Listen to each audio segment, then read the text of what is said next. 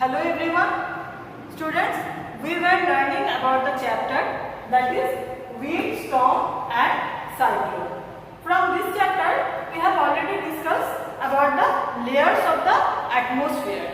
And in this video, we are going to discuss about the why wind currents generate. So see students, there are two reasons to generate the wind current. First one is what? That is the uneven heating between the poles and the equator. And the second reason is uneven heating between the land and water. So how this poles and equator affects the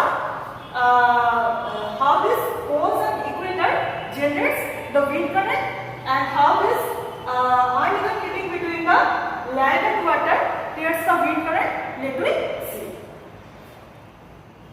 So why do wind currents generate?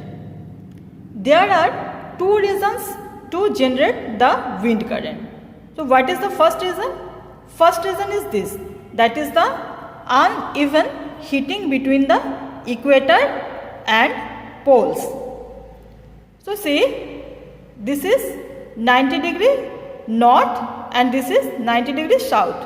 These two sides are known as the poles, and this is 0 degree, which is known as equator. So what happened?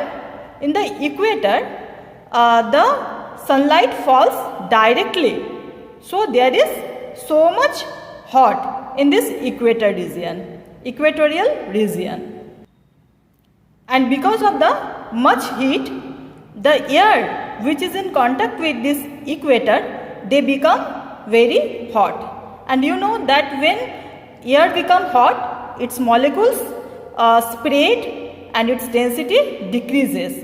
So it becomes lighter, and when it becomes lighter, it moves to the upward direction. That is, that time this low pressure region, this is known as the doldrum.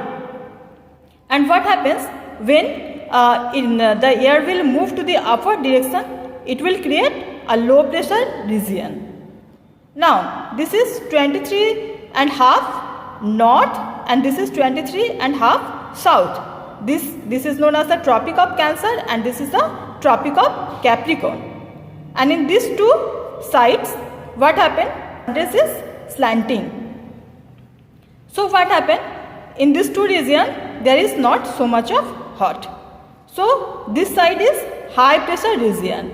This which is known as the subtropical high pressure region, and this is also the subtropical high pressure region, which is also known as the horse latitude, and this is also the horse latitude. Now what happened? Since this is a low pressure region, so from this high pressure, from both the sides, since being a high pressure region, the air will start to flow to this low pressure region. So it will create a wind pattern like this, from upward and from this side.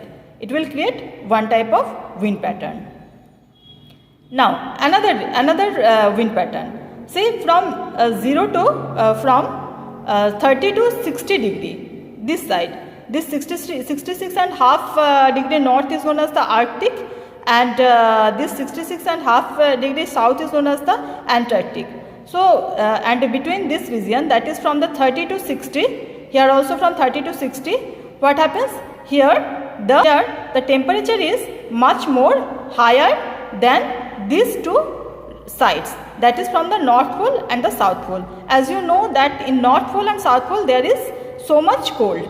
So here it creates a high pressure region, both the side they creates a high pressure region, and in compared with this two region, that is from North Pole and South Pole, this 30 to 60 degree belt, this side is much more hotter. So what will happen? Here it will create a low pressure region, and from the high pressure region, from both the side, the wind will start to flow. So it will create a new wind pattern. These are the winds. This type of wind patterns it will create. And these winds which go to the upper direction, that are known as the northwesterlies, and these are the southwesterlies. And to fulfill this area, the wind will start to flow from the 90 degree north to 90 degree south. And in this way it will create a new type of wind pattern. So this was the first reason, that is the why wind currents generate. that was the uneven heating between the equators and poles. This was the first reason. Now come to the second point. So second reason is what? Second reason is uneven heating of land and water. The first reason was what? That is the uneven heating between the equator and the poles. But second reason is the uneven heating between the land and water. See what happens? During the summer season, the equator become very hot, and air become lighter, and it starts to flow to the upward direction. Now to fulfill this area, the cold winds from the ocean will start to flow to this direction. Okay, and in this way it will create a wind pattern, and this type of wind brings monsoon also, and because of which rainfalls occur. So this was in the case. This case happened in the in the summer season.